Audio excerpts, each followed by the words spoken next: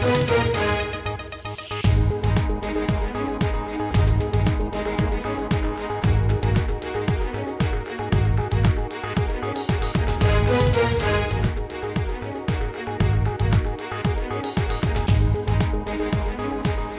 আজকের বাংলাদেশে। আপনাদের সঙ্গে আছি আমি জাহিদ হোসেন।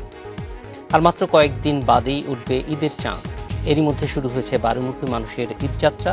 বেহাল পথের ঝাঁকুনি আর যানের জটলার পরও এ যাত্রা পিছ পানন কেউ। তবে বাস, লঞ্চ, ট্রেনের টিকিট এখনও আকাশের চাঁদ। এদিকে ঈদ সামনে রেখে মহাসড়কের জোড়াতালি দিয়ে কর্মব্যস্ত সড়ক প্রশাসন। পিচের বদলে ইটের গাঁথনি, এ কার্যক্রম কতটা সফল হবে চলতি সপ্তাহেই তা পরিষ্কার হবে। এসব নিয়ে আজকের আলোচনা ঈদের অমাবস্যা। কথা বলতে স্টুডিওতে আছেন যোগাযোগ মন্ত্রণালয়ের সচিব MAN সিদ্দিক, আছেন নাগরিক অধিকার আন্দোলনের নেতা, লেখক ও গবেষক সৈয়দ আবুল মুকসুদ, ডিএমপির joint commissioner crime and operation ও সাবেক ট্রাফিক প্রধান মীর রেজাউল আলম এবং ঢাকা যানজট সমন্বয় বোর্ডে DTCB'র সাবেক নির্বাহী পরিচালক পরিবহন বিশেষজ্ঞ ডক্টর SM সালেউদ্দিন আহমেদ। আপনাদের সবাইকে স্বাগত আজকের এই আলোচনা। আমরা জানি যে প্রতি বছরই এই সময়টায় প্রায় একই রকমের অভিজ্ঞতার মধ্য দিয়ে আমাদেরকে যেতে হয়।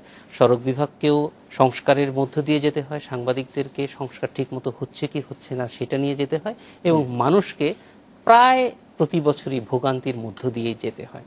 তো প্রথমেই সিদ্দিক সাহেব, আপনার কাছ থেকেই জানতে চাইব যে এই ব্যাপারে আপনাদের এবছরের প্রস্তুতিটা কেমন ছিল, এবং এখন পর্যন্ত সেই প্রস্তুতিটা যদি দেখেন যে কতটুকু আপনারা সফল হয়েছেন বা কতটুকু আয়ত্তে আনতে পেরেছেন রাস্তার এই অবস্থা। আপনাকে ধন্যবাদ।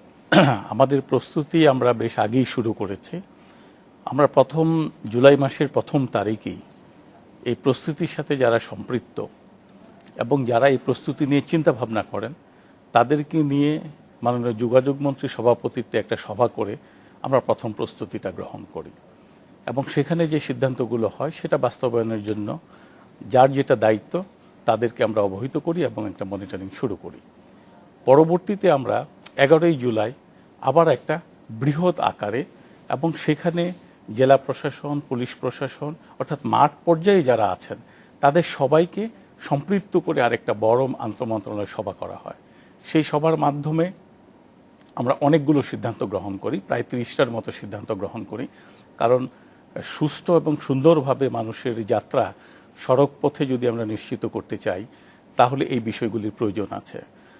আমরা সেখান থেকে একটা সিদ্ধান্ত নিয়েছিলাম অন্যান্য সিদ্ধান্তের ভিতরে, যে আমরা 20 তারিখের মধ্যে 20 জুলাইয়ের মধ্যে একটা ক্রাশ প্রোগ্রাম করব, এবং এই ক্রাশ প্রোগ্রামের মাধ্যমে সড়কের সম্প্রতি যে অতিবৃষ্টিটা হয়েছিল সেখানে সড়কের যে ক্ষতিগ্রস্ততা হয়েছে সেটা থেকে আমরা উত্তরণ করব।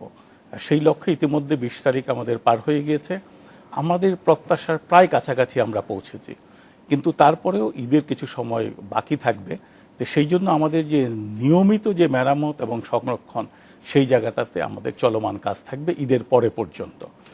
এখানে একটা জিনিস আমাদের একটু সবসময় আমরা চিন্তায় রাখি এই কথাটা, যে ঈদ কিন্তু একটা বিশাল পর্ব আমাদের জন্য। যে ঢাকা শহরে যদি আমরা একটু বৃহত্তর ঢাকা শহরের জনসংখ্যা যদি দেখি তাহলে প্রায় 1,60,00,000 মতো। ঈদের সময় কিন্তু তার অধিকাংশই একটা সামান্য পার্সেন্টেজ থাকবে, সবাই কিন্তু বাড়িতে যাবে। সবাই বাড়িতে গেলে সবগুলো পরিবহন ব্যবস্থার উপরই আমাদের একটা চাপ পড়বে। এই যে হঠাৎ করে যে মানুষ বাড়িতে যাওয়ার যে প্রস্তুতি এবং যে যাবে, তার জন্য আমাদের কিন্তু একটু এক্সট্রা এফোর্টের প্রয়োজন আছে। সেই জন্য আমরা ঈদের আগে একটা এক্সট্রা এফোর্ট দিতে হয়। এক্সট্রা এফোর্টটা যদি আমরা না দিই তাহলে এই যে অতিরিক্ত মানুষ যে যাচ্ছে, বিশাল সংখ্যায় যে মানুষটা যাচ্ছে, তাদের যে চাহিদা, তাদের যে প্রত্যাশা, সেটা কিন্তু আমরা পূরণ করতে পারবো না। সেই লক্ষ্যেই আমরা কাজ করে যাচ্ছি, এবং আমরা বিশ্বাস করি এবং আমরা দৃঢ়ভাবেই বিশ্বাস করি যে আমাদের যে প্রচেষ্টা আছে, যে উদ্যোগ আছে, এই উদ্যোগের মাধ্যমে গত 4-5টা ঈদে মানুষ যেভাবে বাড়িতে স্বাচ্ছন্দ্যে যেতে পেরেছেন, কিছু কিছু সমস্যা হবেই, এবার তার চেয়ে ভালো অবস্থায় যেতে পারবে। মকসুদ ভাই, আপনি বেশ কিছুদিন যাবতই এই বিষয়টা নিয়ে বিশেষ আগ্রহ আমরা দেখতে পাচ্ছি এবং বিভিন্ন জায়গায় আপনি যাচ্ছেন। তো সেখানে আপনি কি অবস্থা দেখছেন এবং মানুষ কি বলছে, আমরা যদি একটু কারণ আমরা আজকের পত্রিকাগুলি যদি দেখি এবং আজকের নিউজগুলি যদি দেখি টেলিভিশনে, দেখব যে এই বিষয়টি অনেক বেশি গুরুত্ব পেয়েছে।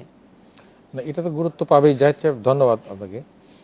এটা হলো যে ঈদের সময় যেটা সেক্রেটারি সাহেব বললেন যে এই ধরনের উৎসবের আগে একটা চাপ তো পড়বে, এটা এটা এখনও পড়েছে, 20 বছর আগেও পড়েছে, 50-60 বছর আগে যখন লোক কম ছিল, চাকরি বাকরি লোকে কম করতো তখনও। কিন্তু এখন মানুষ শহরে অনেক বেশি মানুষ বাস করে, চাকরি বাকরির জন্য করে, ব্যবসা বাণিজ্য আছে, অন্যান্য কাজ কারবারের জন্য আছে, এবং তরুণরা লেখাপড়া করার জন্য আসে। তো সুতরাং এই যে চাপ বেড়েছে, সেই চাপ বাড়ার তুলনায় যে যানবাহনের সংখ্যাও কিন্তু বেড়েছে, কিন্তু রাস্তাঘাটের দুরবস্থার কারণে যাওয়ার সময় ভোগান্তিটা হচ্ছে। এবং আপনি তো জানেন যে ইয়ে হিসাবে, নিউজম্যান হিসেবে, যে আমরা ঈদের দিনে একবার কয়েক বছর আগে শহীদ মিনারে সমাবেশ করি, বাড়িতে যেতে পারে না যারা, তাদের নিয়ে করেছে, সে সব দল মতের মানুষ সেখানে ছিল। এখন এই চাপ যে হবে এটা তো জানা কথা। আর আরেকটা জিনিস হলো যে রাস্তাঘাট যে একদিনে আপনার এই অবস্থাটা হয়েছে তা না, এটা দীর্ঘদিন যাবতই হচ্ছে। এবং এটা অত্যন্ত স্পষ্টভাবে বলতে গেলে এর পিছনে যে কারণগুলি, যে রুট কজ যেটাকে বলে, সেই কারণগুলি দেখতে হবে। কারণের মধ্যে এই যোগাযোগ মন্ত্রণালয়ে একটা অন্য যে কোনো জায়গার মতন দুর্নীতি একটা বিরাট ফ্যাক্টর। দুর্নীতি হয়েছে যথেষ্ট, কাজ না করে, অদক্ষতা, অনেক কর্মকর্তার অদক্ষতার কারণে হয়েছে, ঠিকাদারদের অবহেলার জন্য হয়েছে। আর এমনি কিছু কিছু কর্মকর্তা আছে যে যারা এমনিতে কাজ করে না, অদক্ষ, মানে অবহেলা করছে, করলাম না এরকম। এই সব কারণ এক জায়গা হয়ে আপনার সমস্যাটা এই জটিল আকার ধারণ করেছে। এই জটিল আকার ধারণ করার ফলে যখন আমরা নাগরিক সমাজ থেকে, আপনি বললেন যে আমরা আন্দোলন করছি, জায়গায় জায়গায় যাচ্ছি, ইভেন এই মন্ত্রীর সঙ্গে আমি জায়গায় জায়গায়, মাননীয় মন্ত্রী আমাকে নিয়ে গেছেন, তিনি দৌড়দৌড়ি করছেন প্রায় দায়িত্ব পাওয়ার পর থেকেই। এটা নিয়ে নানান রকমের কথা হয়, অনেকে বলে যে দৌড়দৌড়ি করে কাজ কী হবে, কাজটার দরকার বেশি। একেবারে যে কিছুই কাজ হয়নি তা না, তার এই ছোটাছুটিতে অনেকটাই কাজ হয়েছে। এবং তার তৎপরতা, আমি মনে করি যে এর একটা ইতিবাচক দিক নিশ্চয়ই আছে। কিন্তু তার অর্থ এই নয় যে মন্ত্রী মহোদয় নিজে দৌড়দৌড়ি করলেই যে সমস্যার সমাধান হলো তা না, এটা কিন্তু একটা সমন্বিত বিষয় একটা। আর আরেকটা জিনিস হলো যে এই যে আপনাদের তো বিআরটিসি তো আপনাদের মন্ত্রণালয়, না বিআরটিএ তো আপনাদের, বিআরটিসির বাসগুলো ওটাও আপনাদের উপরে যতক্ষণ ভাড়াটা দিচ্ছেন। এখন একটা খবর দেখলাম, আমি জানি না, যেটা আপনি বলতে পারবেন ভালো, যে যানবাহনটা ধরে নিলাম যে রাস্তা খুব ভালো হয়ে গেল, কিন্তু যানবাহনের যে স্বল্পতা, সেখানে শুধুমাত্র যোগাযোগ নিয়ে আমরা যত বেশি কথা বলি, সেখানে লঞ্চ এবং আপনার ট্রেন তো একেবারে সর্বনাশের শেষ কিনারে আপনার ট্রেন যোগাযোগ ক্ষতিগ্রস্ত হয়েছে। সেখানে ট্রেনের বেলায় এই মোটেই দিচ্ছেন না, শুধু যোগাযোগ রাস্তাঘাট নিয়ে বলা হচ্ছে। কিন্তু একটা জিনিস হলো যে আমি খবরটা সত্যি কিনা আমি আপনার কাছে জানতে চাই, যে 50টি বাস আপনারা এনেছেন ইয়ের থেকে, সুইডেন থেকে, যে ভলভো বাসগুলি, এটা অনেক আগে না, এটা 2002 সনের, 2003-4 সনের দিকে আনা হয়েছে। অনেক আগেই হোক আর যাই হোক, খুব বেশি 10 বছর মতন হয়েছে। কিন্তু এখন আমি আজকে খবরে দেখলাম যে তার 50টার ভিতরে 70 কোটি টাকা দিয়ে এটা আনা হয়েছিল, 50টির ভিতরে তার 49টি অকেজো হয়ে পড়ে আছে। সেটা যদি পড়ে থাকে, এই বাসগুলি থাকলে হয়তো আপনার যাতায়াতে আরেকটু সুবিধা হতো। এই ব্যাপারে অবশ্য মানে 2002 না, 2010-এর পরে যেই বাসগুলি এনেছে তার মধ্যেও একটা বড় অংশই এখন পথে চলতে পারছে না। এইটা যে বলছেন আপনি, যেটা এইটা তাহলে কিসের জন্য? এটার জন্য আমি আগে যেটা বললাম, এটার জন্য অদক্ষতা আছে, কাজে অবহেলা আছে, দুর্নীতির বিষয়টাও আছে, এবং অন্যান্য প্রাইভেট বাস কোম্পানি তারা মনে করে যে এগুলি অকেজো হয়ে থাকলে আমাদের বাচ্চার জন্য সুবিধা, এই ধরনের কথা অভিযোগ আমরা শুনতে পাই। তো সব মিলে কিন্তু পরিস্থিতিটা খুব সুখকর নয়। তারপরেও আমি বলবো যে এই যে আপনার যে সমন্বিত কাজের যে যেটা এই আপনাদের এই তেজগাঁ এলাকাই হলো যোগাযোগ মন্ত্রণালয়ের রোডস এন্ড হাইওয়ে, কিন্তু এইখানকার রাস্তাঘাটই খুবই খারাপ। তা সেখানে সেক্রেটারি সাহেব আমাকে বললেন যে এই রাস্তা তো কর্পোরেশনের রাস্তা। না, ওনারা অবশ্য এখন আসার পরে আমরা একটু উপকৃত হয়েছেন, এটা আরো খারাপ ছিল। তা কাজেই এটা হলো যে কখনো কর্পোরেশনের কারণে, আর এলজিডি রাস্তাগুলি আরো খারাপ, এলজিডির দুর্নীতি আরো বেশি। তা কাজেই সেই কারণে এই জিনিসগুলি আমরা বলছি, এটাতে কারো নিন্দা করার জন্য বলা তা না, কিন্তু এটা জনগণকে সার্ভিস দিতে হবে নাকি? জি, রাষ্ট্র প্রস্তুত চালাতে ভাই, হবে। আপনি বেশ কয়েকটা গুরুত্বপূর্ণ জিনিস উত্থাপন করেছেন, তার মধ্যে একটা দুর্নীতি, সেই বিষয়ে আমরা এটা একটা পরে সুদূর প্রসারী, এটা বহুকাল থেকে চলে আসছে এবং এটা এখনো আছে। এটাকে নিয়ে যে খুব যে এই মুহূর্তে এই বিষয়টি আমরা একটু জানবো পরে, কিন্তু মির্জা আলম আপনার কাছে একটু জানবো যে যেহেতু বিশেষ করে ঢাকার বিষয়ে আমরা একটু বেশি করে জানতে চাইবো আপনার কাছে, যে ঢাকা শহরে আমরা দেখতে পাচ্ছি যে ঈদের মানে 15 দিন আগে থেকে, অর্থাৎ রোজা শুরু হওয়ার পর থেকেই এটা দেখেন স্কুল বন্ধ করে দেওয়া হয়েছে, তার মানে একটা বড় চাপ ঢাকা শহরে নেই। তারপরেও কিন্তু প্রায় মানে রাস্তাঘাটগুলো স্থির হয়ে থাকছে গত এক সপ্তাহ যাবত ধরেই দেখা যাচ্ছে। তো এই পরিস্থিতিটা কেন হয়, এবং এটা আপনার যে অভিজ্ঞতা, আপনি দীর্ঘদিন ট্রাফিকে ছিলেন, সেই অভিজ্ঞতাটাই আমরা বেশি জানতে চাইবো যে সেখানে আসলে কি করণীয় আছে। জি, আপনাকে ধন্যবাদ। দর্শকদেরকে পবিত্র ঈদের অগ্রিম শুভেচ্ছা জানাচ্ছি। শিরোনামও যেটি এসছে যে ঈদের অমাবস্যা, এটি জানি না, আমার মনে হয় যে ঈদ আসলে আমাদের আনন্দের একটি জায়গা। এখানে আমাদের দেশবাসীর যে প্রাণস্পন্দন, স্বতঃস্ফূর্ততা সব মিলে কিন্তু একটা, আমি বলবো যে একটি ফেস্টিভ একটি মুড থাকি। হ্যাঁ, কিছু চ্যালেঞ্জ তো আছে, যেটি সচিব মহোদয় বললেন, চ্যালেঞ্জ আছে, আমাদের সামনেও কিছু চ্যালেঞ্জ থাকে। তা ঈদকে কেন্দ্র করে কিন্তু আমরা অনেক আগে থেকেই এই চ্যালেঞ্জগুলো মোকাবেলার জন্য আমাদের একটা উদ্যোগ থাকে। আমরা জানি যে কোথায় কোথায় সমস্যা হতে পারে, যেমন ট্রাফিকে একটা চ্যালেঞ্জ আসে, আইন শৃঙ্খলার ক্ষেত্রে কিছু চ্যালেঞ্জ থাকতে পারে। যারা যারা কনসার্ন, বলবো যে অফিস থেকেই তাদের সামনে এই যে চ্যালেঞ্জগুলো থাকে, এটি সামগ্রিকভাবে কিন্তু এটা মোকাবেলার জন্য একটি বিস্তারিত পরিকল্পনা কিন্তু নেওয়া হয়। আমরা স্যারের সভাপতিত্বে অনেক মিটিং করেছি, মানে কয়েক মাস আগে থেকে কিন্তু করছি। হ্যাঁ, এটি আইন শৃঙ্খলার ক্ষেত্রে আমরা স্বরাষ্ট্র মন্ত্রণালয়ের অধীনে অনেক মিটিং করেছি। উদ্দেশ্য একটি, যে এই যে আপনারা যেটি বলছেন ঈদের সময় যে লোকজন যাতে মোটামুটি একটি কমফোর্টেবল একটা এনভায়রনমেন্টে ঈদটা উদযাপন করতে পারে, সেটি এনশিওর করার জন্য আমাদের কিন্তু নানামুখী পরিকল্পনা থাকে। আপনি যেটি বলছিলেন যে হ্যাঁ, ঈদের সময় কেন একটা স্থবির একটা অবস্থা তৈরি হতে হয়, এটা কিন্তু শেখা যাবেন যে এই ঈদের সময় তো আমরা নর্মাল স্কুল বন্ধ, তারপর কেন ভিড় হচ্ছে আপনি বলছেন যে নগরবাসী সবাই কিন্তু মোটামুটি গৃহিণী থেকে শুরু করে সবাই ঘর থেকে কিন্তু বেরিয়ে আসছে, শপিং করছেন, মনের আনন্দে বাইরে যাচ্ছেন, এক জায়গাতে আরেক জায়গায় যাচ্ছেন, তাদের মুভমেন্টটা বেড়ে যাচ্ছে। একই সাথে ঈদকে কেন্দ্র করে সারা দেশবাসীর একটা লক্ষ্য থাকে ঢাকা, কারণ এখানে তো এই ঈদকে কেন্দ্র করে একটি বিরাট একটি অর্থনৈতিক একটি কর্মযজ্ঞ সংগঠিত হয়, এবং এই অর্থনৈতিক কর্মকাণ্ড পরিচালনা করতে গিয়ে সারা দেশ থেকেই বিভিন্ন ধরনের প্রোডাক্ট ঢাকা শহরে আসছে। ঢাকা হচ্ছে যে কোনো বিচারই বলবো যে দেশের একটি বড় একটি মার্কেট, এবং ঢাকা শহরের নগরবাসীকে কেন্দ্র করে দেশের অন্যান্য জায়গায় বিভিন্ন পেশাজীবী সংগঠন তাদের বাৎসরিক যে অর্থনৈতিক কর্মকাণ্ড সেটি পরিচালনা করেন। সো এটিকে কেন্দ্র করেও ঢাকার দিকে কিন্তু একটি বড় একটি বলবো যে কর্মকাণ্ড ধাবিত হয়। তো সব মিলেই ঢাকার উপরে একটি এক্সট্রা একটি প্রেশার পড়ে, ট্রাফিকের উপরে বিশেষ করে এক্সট্রা একটি প্রেশার পড়ে। তারপরেও আমরা বলবো যে আমরা ট্রাফিক থেকেও আমাদের যেই পরিকল্পনা ইতিমধ্যে নেওয়া হয়েছে, প্রতি বছরই নিচ্ছি। গত বছরে যেরকম আপনি দেখবেন একটা কমফোর্টেবল এনভায়রনমেন্ট ছিল, এবছরও কিছু চাপ তো আছে, এটা আমরা স্বীকার করেই নিচ্ছি, এটা নগরবাসীও দেখছে। তারপরে বলবো যে এই চাপটিকে আমরা অতিক্রম করার জন্য আমাদের যে পরিকল্পনা এবং আমাদের যে প্রচেষ্টা, সেটি কিন্তু থেমে নেই।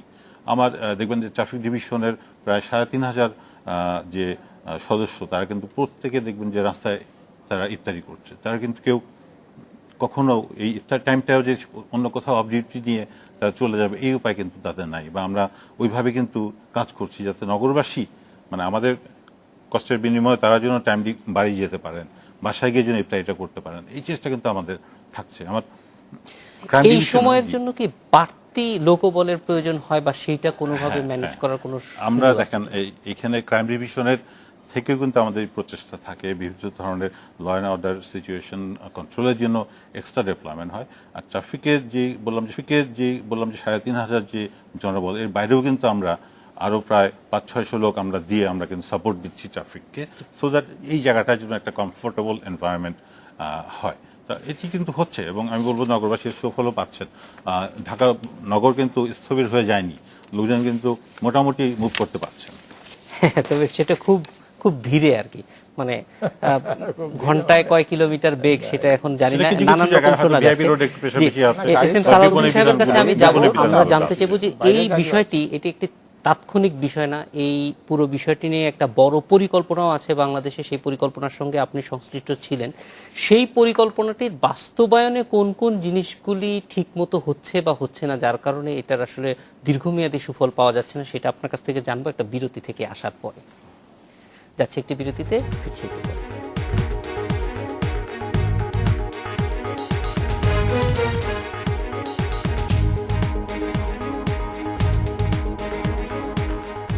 বিরতির পর ফিরে এলাম আজকের বাংলাদেশে। সালাউদ্দিন সাহেব, আমরা একটু জানতে চাইবো যে আসলে এটা কতটুকু পরিকল্পনার বাস্তবায়ন বা পরিকল্পনা থেকে দূরে সরে যাচ্ছে কিনা। আপনাকে ধন্যবাদ। আমরা যে আলোচনাটা আজকে করছি, এই আলোচনা কিন্তু আমরা গত বছর করেছি, এই আলোচনা তার আগের বছরও করেছি এবং প্রতি বছরেই এই আলোচনা করি, এই সমস্যার কথা তুলে ধরি। সেই আপনার আজকে যখন আমরা আলোচনায় আসছি, আমি বলতে পারবো না যে গত বছরের চেয়ে আজকাল আমার পরিস্থিতি একটা সন্তোষজনকভাবে ভালো হয়েছে। এটা খুব বলা খুব কঠিন হবে, কারণ আমাদের যে সমস্যাগুলো কিন্তু আমরা রেখেই আমরা এর আপনার প্রতিকারের চেষ্টা করছি। সমস্যার যেখানে অ্যাকচুয়াল হাত দেওয়া দরকার, অর্থাৎ আপনি যে কথাগুলো বলছেন যে পরিকল্পনার কথা, আপনি দেখুন গত বছরও আমরা কিন্তু আপনার বলেছি যে ফুটপাত খালি করা দরকার। আমরা কিন্তু এই বছর একটা ফুটপাতও কিন্তু খালি করতে পারি। আমরা গত বছর বলেছি যে রাস্তার চাহিদা মোতাবেক রাস্তার আপনার পরিধি বাড়ানো দরকার, অর্থাৎ রাস্তার যে আপনার যতটুকু রাস্তা দরকার, সেই যে 8% রাস্তার কথা বলছি, এই বছর এটা যদি আপনার 12%ও করা যেত, তাহলে আমরা বলতে পারতাম যে আমরা সমস্যা সমাধানের জন্য কিছু কাজ আমরা করেছি। মাস ট্রান্সপোর্টের কথা যদি বলি, আমরা সবসময় বলে আসছি যে মাস ট্রান্সপোর্ট বাড়ান, মানুষের অনেক বাস দিতে হবে, বেশি করে বাস দিতে হবে, যাতে করে ছোট গাড়িগুলো আস্তে করে আপনার প্রাইস আউট হয়ে যায়। সেটাও কিন্তু আমরা পিছিয়ে আছি। এরপর যদি আপনি বলেন যে আমাদের যে একটা পরিকল্পনা, বর্তমান সরকার যখন গত বছর ওনারা ছিলেন, তখন কিন্তু আপনার এই এসটিপির কাজ শুরু হয়েছে। এই এসটিপিটা যদি আমরা ওই যখন থেকে একেবারে 2009 সাল থেকেই কিন্তু এসটিপি শুরু করেছে, কিন্তু আমি বলবো যে এটা আরও ফাস্টার হওয়া দরকার ছিল। অর্থাৎ ঢাকাকে আপনি যতদিন পর্যন্ত না ডিসেন্ট্রালাইজ করতে পারছেন এর অ্যাক্টিভিটিসগুলোকে, ঢাকাকে বলা হয় যে সব কিছু জিনিসই ঢাকাতে মেলে, এই যে একটা মানুষের একটা চিন্তাধারা, এটাকে আপনি কখন এটা থেকে রেহাই পেতে পারেন, যখন আপনি ঢাকার স্যাটেলাইট সিটি যেগুলো আছে, আশেপাশের সিটিগুলোকে আপনি ডেভেলপ করেন। এটা কিন্তু আমাদের এসটিপিতে আছে যে আপনি মানে অতি সত্বর মুন্সিগঞ্জ, মানিকগঞ্জ, গাজীপুর, নরসিংদী, এই সিটিগুলোকে ডেভেলপ করতে হবে। এই সিটিগুলো যদি ডেভেলপড হয়, তাহলে ঢাকার উপর কিন্তু চাপটা কমে আসবে। তো এই এসটিপি যেটা আমরা করেছি এবং যেটা বর্তমান সরকার 2009 সাল থেকে যে কাজগুলো শুরু করেছে, এই কাজের অনলি ঢাকাকে যদি আপনার সেন্ট্রাল স্পাইন ধরেন, আপনার নজরুল ইসলাম এভিনিউটা, এর পূর্ব সাইডে কিন্তু কিছু কাজ হয়েছে, পশ্চিম সাইডটা কিন্তু এখনও একেবারে যেই ঢাকা আপনার সেই স্বাধীনতার পর ছিল তাই আছে। এর সাথে কোনো ইস্ট ওয়েস্ট কানেক্টিভিটিও নাই। ইভেন রিভারি যেই নদীটা আপনার তুরাগ নদীটা, যেটা আপনার বুড়িগঙ্গাতে যে মিলেছে, এটার সাথেও কোনো রোডসের কোনো সমন্বয় নেই, কোনো কানেক্টিভিটি নেই। অর্থাৎ আমি বলতে চাই যে যেই পরিকল্পনা আছে সরকারের কাছে, অনুমোদিত পরিকল্পনা, এই পরিকল্পনার যেই দিকগুলো আছে, যেগুলো বাস্তবায়ন করলে আমরা আগামী 20 ইয়ার্সের ভিতরে, যে একটা আমাদের এক্সপেকটেশন ছিল যে আগামী 20 ইয়ার্সের ভিতরে আমরা ঢাকাকে একটা মোরলেস আমরা একটা লিভেবল একটা সিটি হিসাবে গড়ে তুলতে পারবো, সেগুলো ওই শিডিউল অনুযায়ী করতে হবে। এখানে আমাদের যোগাযোগ সচিব মহোদয় আছেন, ওনারা অনেক, আমি নিজেই এটার সাক্ষী যে আমি দেখেছি যে ওনার তৎপরতায় আপনার এই যে বিআরটিএতে যেই প্রবলেমটা ছিল, আপনাদের মনে আছে যে বিআরটিএতে মানুষ কি দুর্ভোগ পোহাইয়েছে। একটা আপনার ফিটনেস আনতে গেলে তাকে 20 দিন 25 দিন ঘুরতে হয়েছে, একটা আপনার লাইসেন্স জোগাড় করতে গেলে আপনার তাকে অনেক করছে। এখন যদি আপনারা বিআরটিতে যান, আপনারা কিন্তু এটা পাবেন না। এবং আমি প্রকাশ্যেই বলতে চাই যে এটা আমাদের যোগাযোগ মন্ত্রণালয়ের একটা বিরাট কৃতিত্ব। এটা ঘরে বেশি পাওয়া যাচ্ছে এখন ঘরে বসে পাওয়া Fitness যাচ্ছে। এবং আপনি ঘরে অন্যান্য বসে আপনি টিকিটের জন্য কেন thousands and thousands of people আপনার ইয়াতে যাবে, এই কমলাপুর স্টেশন যাবে? ভাই, যাওয়ার তো কোনো প্রয়োজনই নেই। আপনি এটা ডিসেন্ট্রালাইজ করে দেন, আপনি প্রত্যেকটা বড় বড় মলে এই টিকিটগুলো বিক্রি করে, কারণ আজকাল কম্পিউটারে আপনি সবকিছু করতে পারেন। আপনি বাসায় বসে টিকিটের করে আপনি আপনার লোকাল কোনো জায়গা থেকে আপনি এটা সংগ্রহ করে নেন না। আপনি কি করবেন, কমলাপুর স্টেশনে যেতে হইলে এবং আপনার যারা প্যাসেঞ্জার তারা ট্রেন ফেল করতেছে, because they can not move in to the আপনার টু দ্য স্টেশন টিকিট কেনার লোকদের জন্য। আমি আবারও বলি যে বিআরটিসির যে গাড়িগুলো আছে এই গাড়িগুলোকে ঢাকা শহরে এই সময়টার জন্য খুব বেশি করে দিতে হবে। মিনিমাম 400-500 বিআরটিসির গাড়ি, দোতলা বাস এবং এই যে এখন আর্টিকুলেটেড বাসগুলো আসছে, এগুলো যদি বেশি করে দেয় তাহলে দেখবেন আপনার এই যে রিক্সা, সিএনজি, ছোট ছোট যে আপনার ওই যে গাড়িগুলো আছে যেগুলো আপনার এই যে কি বলে এগুলো হিউম্যান এগুলো কিন্তু কমে যায়। এগুলো কিন্তু যানজটের জন্য একটা অন্যতম কারণ।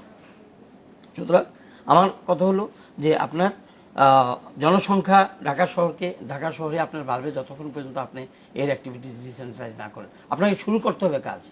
আমি যদি আজকে মনে করি যে আমি এই আগামী বছরও বসে আবার এই একই কথা বলবো, এইটা যাতে আমাদের প্ল্যানারদের চিন্তার ভিতর থেকে সরিয়ে দেওয়া যায়, যে না আমি আগামী বছর এসে বলবো যে না আমার ঢাকাতে অ্যাটলিস্ট এসটিপির 15টা ইস্ট ওয়েস্ট কানেক্টিভিটির ভিতরে 7টা আমরা করে ফেলছি এবং এটা করার জন্য উপযোগী জায়গা আছে। আমরা আগামী বছর যাতে বলতে পারি যে আমাদের 3টা ফ্লাইওভারের 2টা ফ্লাইওভার হয়ে গেছে, আমরা যাতে বলতে পারি মেট্রোটা আমাদের 50% মেট্রো আমাদের হয়ে গেছে। তো এই জিনিসগুলো যদি আপনি একই সাথে প্ল্যানের সাথে যদি আপনি অ্যাক্টিভেট না করেন তাহলে you will repeat the same cassette. আমি সিদ্দিক সাহেব আপনার কাছ থেকে জানতে চাইব যে এই যে পরিকল্পনা এবং আরেকটি জিনিস সংক্ষেপে জানতে চাইব যে এখন ঢাকা থেকে যাওয়ার যে রাস্তাগুলি, বিশেষ করে চট্টগ্রামের দিকে বা ময়মনসিংহের দিকে যে রাস্তাগুলি, এগুলি 4 লেন হওয়ার কথা ছিল, তো সেই রাস্তাগুলি আপনারাই সংস্কার করছেন, কিন্তু আমরা যতটুকু জানি যে এখানে যারা ঠিকাদার প্রতিষ্ঠান আছে তাদের আসলে এটা উপযুক্ত রাখার কথা ছিল। তো এই বিষয়টি কেন হচ্ছে এবং তাদের বিরুদ্ধে কোনো ব্যবস্থা নেওয়া হবে কি? আপনার প্রশ্নটার আমি উত্তর খুব সহসাই দিব, কারণ এখানে যে প্রশ্নগুলো উত্থাপিত হয়েছে তার অধিকাংশই যোগাযোগ মন্ত্রণালয়কে উদ্দেশ্য করে বলা হয়েছে। যেমন আমি প্রথম একটু ইঙ্গিত দিয়েছিলাম যে উন্নয়নের একটা বিড়ম্বনা আছে।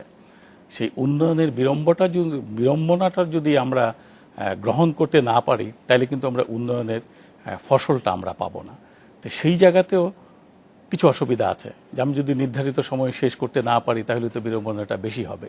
সেই জায়গাতে হয়তো আমরা প্রত্যাশিত পর্যায়ে কাজ করতে পারি না। তবে এখন এটা সুখবর হচ্ছে যে জয়দেবপুর ময়মনসিংহ যে কাজ হচ্ছে এইটা যে 15 সালের জুন মাস এটা শেষ হয়ে যাবে এবং 15 সালের ডিসেম্বর মাসে যে ঢাকা চট্টগ্রামের কাজটা শেষ হয়ে যাবে। তাহলে যেটা আমরা বলি যে দৃশ্যমান একটা কিছু দেখা, এটা কিন্তু জনগণ দেখতে পাবে। আরেকটা কথা বলা হয়েছে যে দুর্নীতি, অদক্ষতা কাজ করে না। আমরা যে বর্তমান টিমটা যোগাযোগ মন্ত্রণালয়ে আছি, আমরা এই টিমটা প্রায় 2.5 বছর আগে দায়িত্ব গ্রহণ করেছে। এই দায়িত্ব গ্রহণের পরে আমরা নির্মূল করে দিয়েছি দুর্নীতি।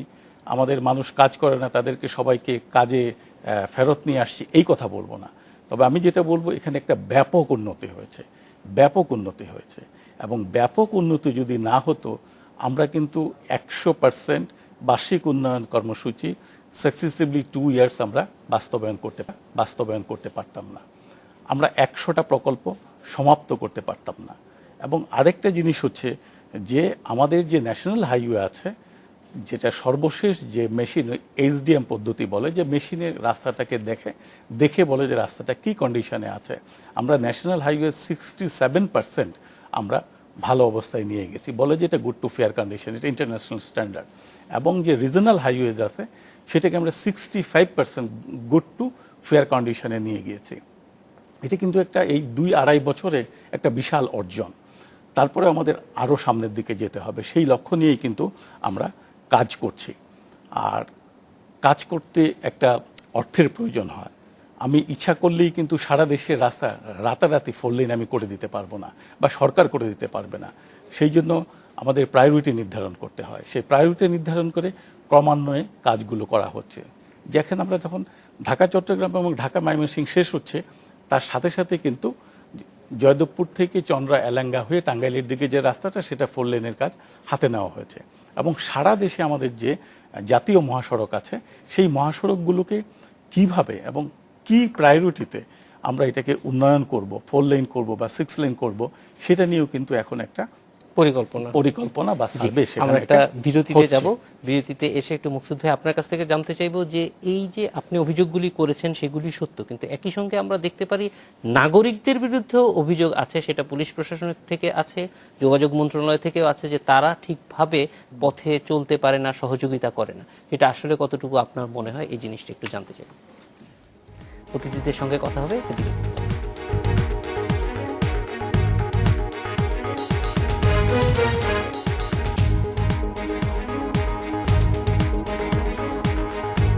বিরতির পর ফিরে এলাম আজকের বাংলাদেশে। মকসুদ ভাই, একটু জানতে চাই যে মানুষের এই ক্ষেত্রে দায় কতটুকু? না, মানুষের সমস্যা নিয়ে তো আমরা আলোচনা করছি, কিন্তু মানুষ নিজে কতটা সমস্যা সৃষ্টি করছে সেটাও আপনি যেটা বলছেন যে সেটাও বিবেচনা করে দেখার দরকার। যেটা সচিব মহোদয় বললেন যে উন্নয়নের একটা বিড়ম্বনা থাকে, অর্থাৎ যখন উন্নয়ন কাজ চলবে তখন কিছুদিন কষ্ট করতে হবে, সেই কষ্টটা স্বীকার করে নিতে হবে। সেটা অবশ্য স্বীকার করে নেয় মানুষ। আবার আমাদের এখানে ধৈর্যেরও অভাব খুব বেশি। যেমন একটা দৃষ্টান্ত দিই, আমি 80-র দশকের প্রথম দিকে যখন ইয়েতে গেছি, কলকাতায় মেট্রো যখন কাজ করছিল, মেট্রো লাইনটা কলকাতা আন্ডারগ্রাউন্ড, তখন কিন্তু খুব কষ্ট হয়েছে, তাদের চলাফেরা খুবই কষ্ট হয়েছে, স্তূপ হয়ে থাকতো মাটি টাটি। আমাদের এখানে জয়দেবপুরের যে জায়গাটা নিয়ে কথা হচ্ছে, এখানে সেই রকমের একটা সমস্যা দেখা দিয়েছে। আমি গেছিলাম সেদিন, দেখেছি আমি এটা, যে ময়মনসিংহে যাতায়াতে এবং ঈদের সময় এই জায়গাটা তো কষ্ট হওয়ার সম্ভাবনা কি। আজকের অবস্থা কি আজকে অবশ্য যাই আমরা আরো করেছেন যাতে মুখগুলো, যাতে আমি যোগাযোগ মন্ত্রী মহোদয়কে প্রশস্ত করেছেন, যোগাযোগ মন্ত্রী মহোদয়কে আমি কথা বলেছি, আমি দেখেছি যে এই যাতে ঢাকার মুখগুলি, যেমন যাত্রাবাড়ি এই দিকেরটা বা আপনার চন্দ্রা যেসব জায়গা আছে সেই জায়গাগুলি। কিন্তু আপনি যেটা বললেন যে নাগরিকদের একটা বিরাট দায়িত্ব আছে। নাগরিকরা যদি ঠিকমতো আইন না মানেন, ট্রাফিক আইন না মানেন, তারা যদি যেমন খুশি তেমন চলতে চান রাস্তা দিয়ে, তাহলে কিন্তু এই সমস্যার যত রাস্তাঘাট ভালোই হোক না কেন, সেটা সমাধান হবে না। কিন্তু এখন আমাদের যে ইমিডিয়েটলি, এখন যে ঈদের আগে যে আপনারা যেটা বলছেন যে ট্রাফিক জ্যাম বা এটার জন্য কিছুটা মানুষের নাগরিক সচেতনতার অভাব যে নাই তা না, সেটা আছে। কিন্তু সেটা থাকার ওই বাস্তবতাটাকে মেনে নিয়ে পরিকল্পনা যে এখন আমাদের নিতে হবে, সে ওই বাস্তবতাটাকে মেনে নিয়ে সেটাকে ইয়ে করতে হবে যে আমাদের মানুষরা এইরকমই। তো সুতরাং এইরকমই মানুষ যখন, তো সেইভাবেই আমাদের ইয়ে করতে হবে, পরিকল্পনা নিতে হবে। কিন্তু তার অর্থ এই নয় যে এই সরকারি দায়িত্ব যেটা, যে যেমন আমি বললাম যে কিছুটা দুর্নীতির কথা বলেছি, এই কথাটা শুনতে খুব খারাপ লাগে, এটা তৃতীয় বিশ্বের সব দেশেই আছে, আমাদের দেশে খুব বেশি। কিন্তু যেটা হলো যে দুর্নীতির কথাটা বলছি, যে মাল মশলাটা যদি ঠিক দেওয়া যায়, তাহলে আপনার এই যেটা পত্রিকা দেখছি যে যোগাযোগ মন্ত্রী মহোদয় গেছেন সেখানে, সেক্রেটারি মহোদয় যাচ্ছেন, আমি ওনাদের সাথেও গেছি দু এক জায়গায়, আমি তো ঘোরাফেরা করে দেখছি যে লোকজন ঠেলে দেয়, আবার ওনারাও নিয়ে যান অনেক সময় টানতে টানতে, যে আসেন দেখেন কি অবস্থা। তো এতে দেখছি আমরা যে কাজ যে হচ্ছে না তা না, কাজ ওনারা করছেন, ওনারাও করলেন, ওনাদের মন্ত্রী মহোদয় করলেন, সুপারভাইজ করলেন। কিন্তু দেখা গেল যে আসার 2 দিন পরেই সামান্য বৃষ্টিতেই আপনার রাস্তাটা আবার খারাপ হয়ে গেল।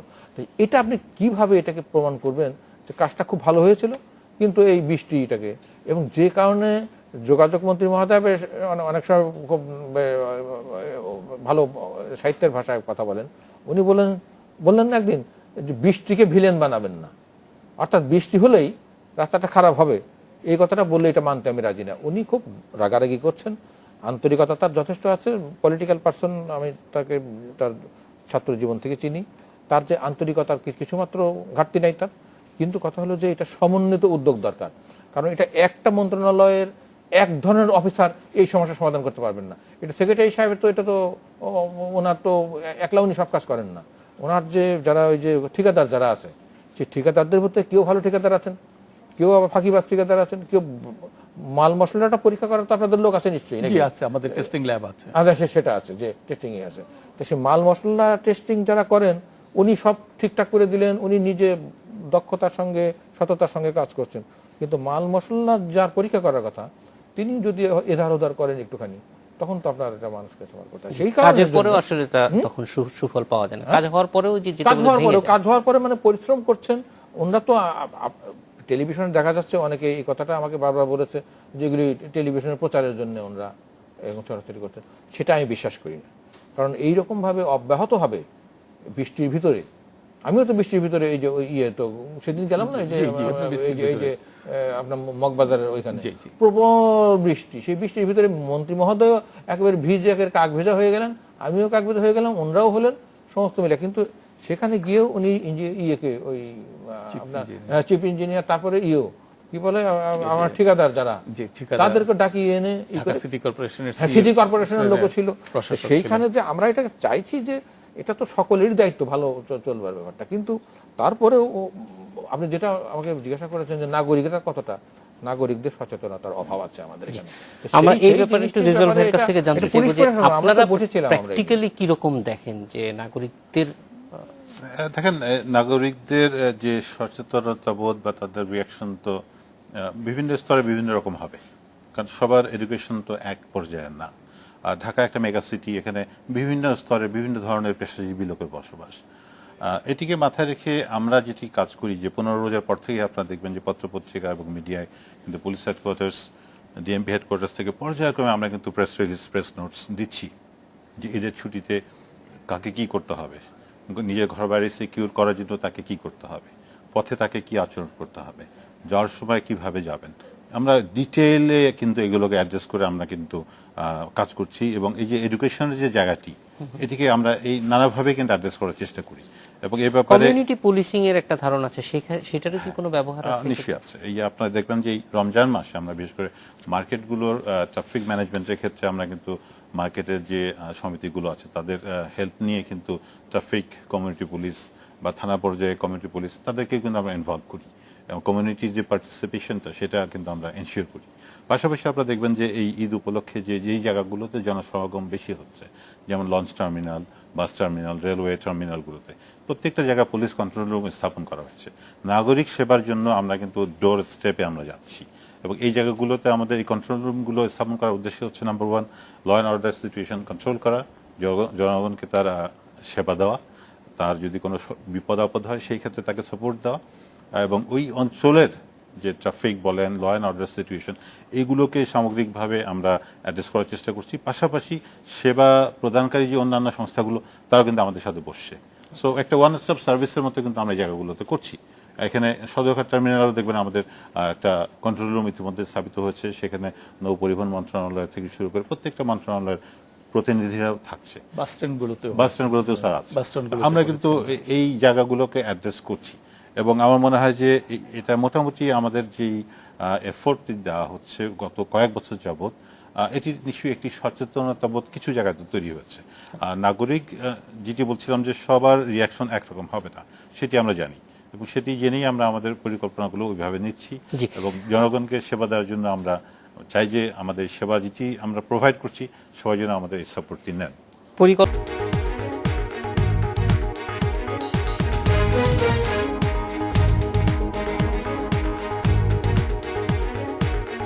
বিরতির পর ফিরে এলাম আজকের বাংলাদেশে। সালাউদ্দিন সাহেব, একটু যদি বলেন যে পরিকল্পনার দিক থেকে কি রকম হওয়া দরকার, খুব সংক্ষেপে।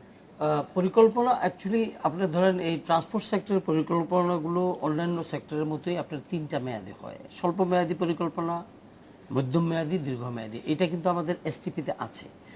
স্বল্প মেয়াদী পরিকল্পনাগুলোতে যেগুলো আছে, এই পরিকল্পনাগুলো যদি স্বল্প মেয়াদে যে মেয়াদটা দেওয়া আছে 5 বছরের একটা মেয়াদ আছে, এই মেয়াদের ভিতরে এই পরিকল্পনাগুলো যদি শেষ করা সম্ভব হয়, তাহলে এই যে ঈদ বা এই রমজান সময় যেই সমস্যাগুলো আসে, এগুলো কিন্তু আপনার টাচ করা যায়, সমাধান করা যায়। যেমন ধরেন আপনার ঈদের জন্য বা রমজানের জন্য আপনার গত বছর ঈদ রমজানে আমাদের যেই প্রবলেমগুলো আমরা ফেস করেছিলাম, এগুলো নিয়ে যদি আপনি ধরেন আমাদের যোগাযোগ মন্ত্রণালয়, স্থানীয় সরকার মন্ত্রণালয়, স্বরাষ্ট্র মন্ত্রণালয় বছরের শুরু থেকেই যদি কাজ করে, তাহলে দেখা যাবে যে আপনার এই এই স্বল্পমেয়াদী পরিকল্পনার ভিতরে এগুলো আসলে আপনার এগুলা সমাধান করা ইজিলি সম্ভব হয়। আর দীর্ঘমেয়াদী যে পরিকল্পনা, এগুলো কিন্তু আনটাচ রাখা যাবে না দীর্ঘমেয়াদী বলে, এগুলাকেও কিন্তু কাজ শুরু করতে হবে মধ্যমেয়াদী এবং দীর্ঘমেয়াদী বলে। আমি এই সাথে একটা কথা আমি শুধু বলতে চাই, সেটা হলো যে এই যে প্রায় বলা হয় যে পানি রাস্তার জন্য খুব ক্ষতিকর, এটা কিন্তু ঠিক না। ইঞ্জিনিয়ারিং পয়েন্ট অফ ভিউ থেকে পৃথিবীতে পানি, আমাদের দেশে তো পানি শুধু এক বৃষ্টির সময় পানি আসে। আপনি ওয়েস্টে যদি আপনি যান, আপনি দেখবেন যে বরফ গলে আপনার যখন গলা শুরু করে, তখন আপনার সমস্ত রাস্তায় কিন্তু আপনার পানির উপর দিয়ে, রাস্তার উপর দিয়ে পানি যায়। কিন্তু ড্রেনেজ সিস্টেমের খুব অভাব। আমাদের রাস্তার দুই পাশে যে ড্রেন সিস্টেমগুলো, এগুলা ড্রেন করতে হবে যাতে করে পানিটা আপনার চলে যেতে পারে। তাহলে কিন্তু রেজাউল ভাই, রাস্তাটা নষ্ট একটু হবে যদি না। সংক্ষেপে বলেন যে কি করণীয় নাগরিকের দিক থেকে এবং পুলিশের দিক থেকে সমন্বয়টা। সমন্বয় তো আসলে যদি শুধু ট্রাফিক ম্যানেজমেন্টই চিন্তা করে, তাহলে তো ট্রাফিক নিয়ে শুধু আমরা ডিএমপি ট্রাফিক পুলিশ নই, আরও মানে অনেকগুলো সংস্থা, হ্যাঁ 8-9টি সংস্থা এটি নিয়ে আমরা কাজ করছি। তো সমন্বয় জায়গাটিতে আমরা কিন্তু একসাথে চেষ্টা করি যে কোনো প্রবলেমকে মানে একসাথে বসে অ্যাড্রেস করা। আমরা মন্ত্রণালয় সংক্রান্ত অনেক মিটিং করে থাকি। তো সমন্বয় জায়গাটা হয়তো আরও ওয়েল কোঅর্ডিনেটেড এফোর্ট দেওয়ার সুযোগ আছে। সেই ব্যাপারে আমি বলবো যে আমরা কিন্তু খুবই আন্তরিক আছি, আমরা সতর্ক আছি এবং বিষয়টা সম্পর্কে আমরা সচেতন আছি। মকসুদ ভাই, শেষ কথাটা বলতে চাই যে আপনি তো এই আলোচনার শিরোনাম দিয়েছেন ঈদের অমাবস্যা। এটা জাহিদ, আমি খুব করি, মানে খুবই আতঙ্কিত হওয়ার কারণ নাই। আমি মনে করি যে সামনে ঈদ আছে এবং এর আবার 2 মাসের মধ্যে ঈদ এবং পূজা আছে। কাজে এই ঈদ যেভাবেই যাক না কেন, সামনের ঈদটা যাতে ভালো চলে। এবং আরেকটা হলো যে আমাদের খেয়াল রাখতে হবে যে সকলের সমন্বয় নিয়ে কাজ করতে হবে। কারণ এটা যদি শুধুমাত্র সরকারের যোগাযোগ মন্ত্রণালয়ের ঘাড়ে চাপিয়ে দিলে হবে না, তাদেরই মূল কাজ। কিন্তু তবুও আপনার লঞ্চের সিদ্দিক সাহেব, আমরা এই অমাবস্যা কেটে যেতে পারে কতদিন? না পূর্ণিমার তো আমরা চাইবো যে পূর্ণিমার আমরা তো মনে করি যে নতুন যে পূর্ণিমার আসার জন্য যে চাঁদ, ইতিমধ্যে আকাশে কিন্তু সেই চাঁদ অনেক বড় হয়ে গিয়েছে এবং ঈদের আগেই এটা পরিপূর্ণ পূর্ণিমাতে রূপান্তরিত হবে। মানুষের আতঙ্কিত হওয়ার কিছু নাই, রাস্তাঘাটের অবস্থা ভালো আছে। আমরা সমন্বিতভাবে উদ্যোগ গ্রহণ করেছি। কিছু কিছু জায়গায় হয়তো কিছু কিছু সমস্যা থাকবে, সেটা আমাকে সেই দৃষ্টিকোণ থেকেই নিতে হবে। আমরাও আশা করি যে এই অমাবস্যা যাতে না থাকে, এই বছরই শেষ বছর হোক অমাবস্যার জন্য। সামনে বছরগুলোতে পূর্ণিমার পরেই আমরা দেখতে চাই যে ঈদের চাঁদ উঠেছে আমাদের সবার পারে। আপনাদের সবাইকে অনেক অনেক ধন্যবাদ। আপনাকে ধন্যবাদ। দর্শক, এই ছিল আজকের বাংলাদেশে। দেখা হবে আগামীকাল একই সময়ে। শুভরাত্রি।